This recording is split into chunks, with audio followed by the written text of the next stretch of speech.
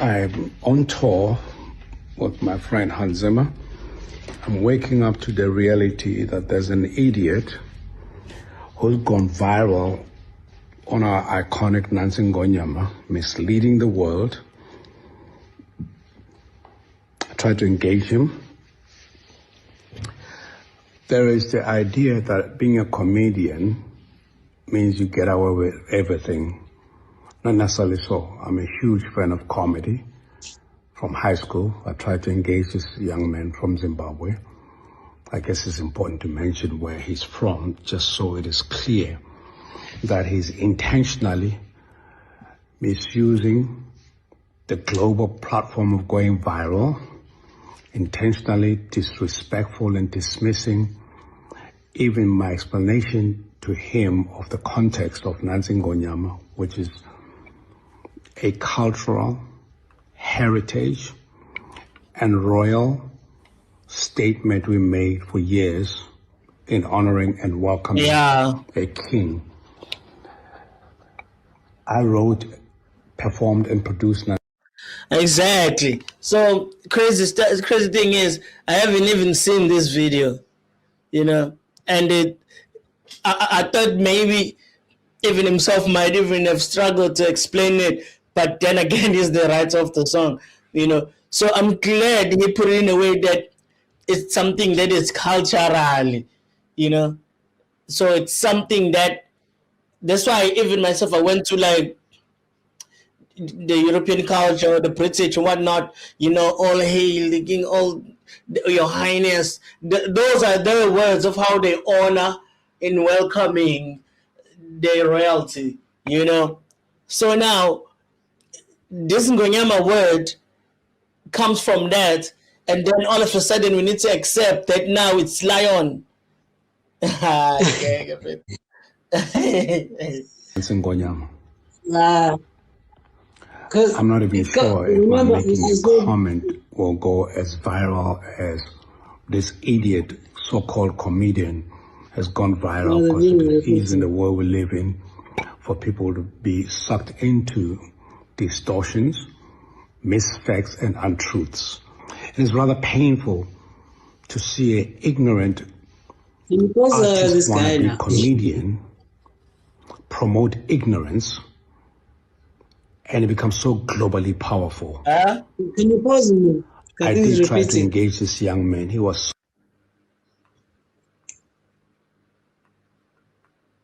I even said earlier, maybe, like, could it be that they had the song, it was written for the king, and then they took that and put it in the movie to associate it with the king of the jungle? Yeah, I guess then, yeah. Yeah, it could be that, because they do it in some other parts. Like they take Guitar songs, and sometimes you even hear them in pianos. Sometimes you hear them as soundtracks in these movies, whereas it was just a bunch of people just singing. Maybe even those people were inmates, or maybe sometimes it was football players, maybe sometimes it was political activists, sometimes it was, whoever, or just a bunch of guys in the corner somewhere. And then it ends up being like an anthem of some sort that is not released, that just people sing it, and then one person just, it's almost like even gospel songs. The gospel songs that people sing, and then some people take those songs, they record them, they make songs because already everybody knows that song already, But then, in this case, it could be that, but also it could be just him, because as he says, it's almost like a welcoming of royalty. So I think it was more based on that. I think he wrote it. I don't think there's a song like that. I think he just took it from the culture itself and just how it is. It's almost like, babe, so to when they did the song Sanbonan Yebo, Sanbonan Yebo. So it's a greeting. There's no song that was like that, but it's something that we all know because it's our greeting.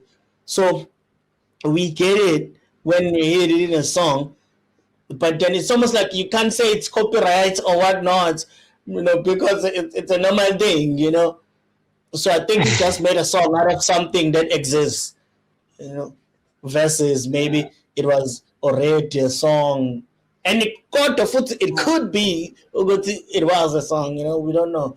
But I think I identify with it more with culture more than playing a I could song. say it's cultural, what.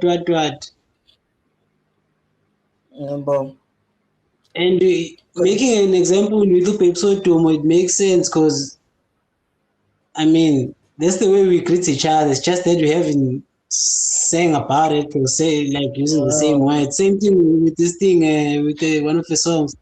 Kanda mutio. That's a thing we used to sing when we were young, seeing a tractor passing by, yeah, you see, And then she so turned that into a song. yeah, but so those are the two examples. It could have been maybe like that, or maybe it's just like Sanbona. So Yeah, but because we are not I alive admit, then. I almost let them get away with this because I was just like, okay, Gonyama. It's also a thing, but yeah, I looked at it from the movie's perspective. Okay, yeah, but yeah, I see where the controversy comes from, the guy, and the danger of it. Like, all these guys now are making these videos trending. Like, hey, you know what this meant? Hey, here's a lion. My God. Imagine. Wakatama. But let me I'm continue. waking up to the reality that there's an idiot who's gone viral on our iconic Nancy Ngonyama, misleading the world. I tried to engage him. There is the idea that being a comedian means you get away with everything. Not necessarily so. I'm a huge fan of comedy. From high school, I tried to engage this young man from Zimbabwe. I guess it's important to mention where he's from, just so it is clear that he's intentionally misusing the global platform of going viral, intentionally disrespectful and dismissing even my explanation to him of the context of Nancy Ngonyama, which is a cultural heritage and royal statement we made for years in honoring and welcoming a king. I wrote, performed, and produced Nancy Ngonyama. I'm not even sure if my making a comment will go as viral as this idiot so-called comedian has gone viral, because it is easy in the world we live in for people to be sucked into distortions, misfacts, and untruths. It is rather painful to see an ignorant artist wannabe comedian promote ignorance, and it becomes so globally powerful. I did try to engage this young man. He was so arrogant. He basically said to me, I've been doing this for 8 years, and just so you know, heads up, I'm going to continue doing this. That basically means he has realized that selling ignorance and stupidity is more commercially viable than fixing or protecting and respecting heritage, culture. So yeah, that's what he has to say. But the interesting part for me there was when when he's saying he called him, but still he's saying, no man, I'm gonna do what I'm doing. I guess you know what now, what I'm thinking. Since he's a comedian, I don't know if I catch you if you're saying something. You're about to say something.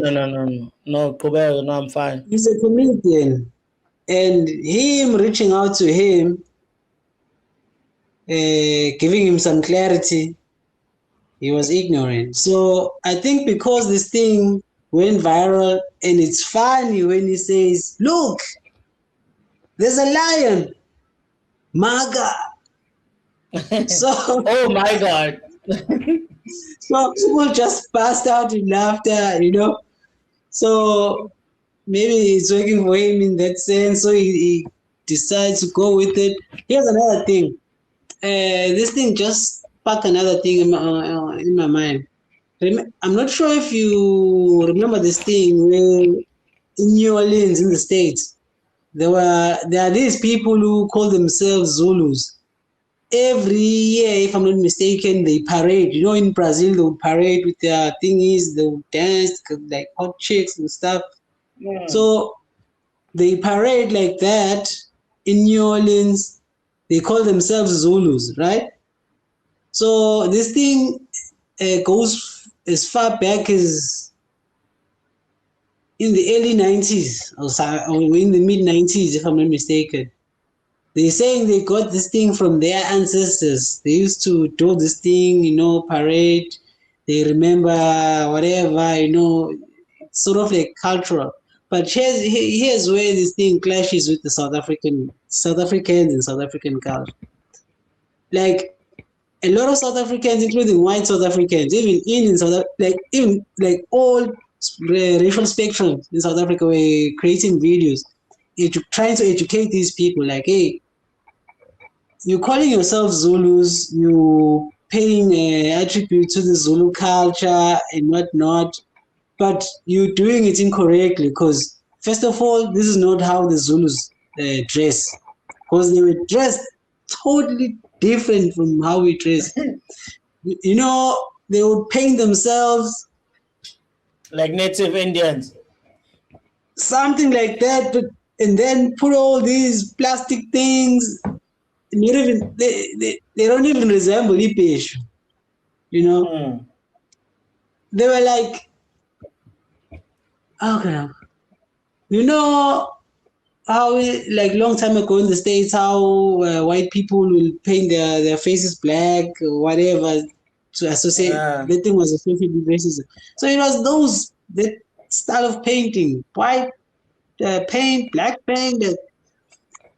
If there's a way you can look the shit up on the net, you'll see it. Zulu, New Orleans. So, hey, people, bruh, they created videos educating them like, hey, these are not Zulus, this is not how we are. And then they'll tag them with the real videos of Zulus, you know, Mabuto doing that thing. So, yeah, it made me think of that. So there are people in the New Orleans who are saying they are Zulus.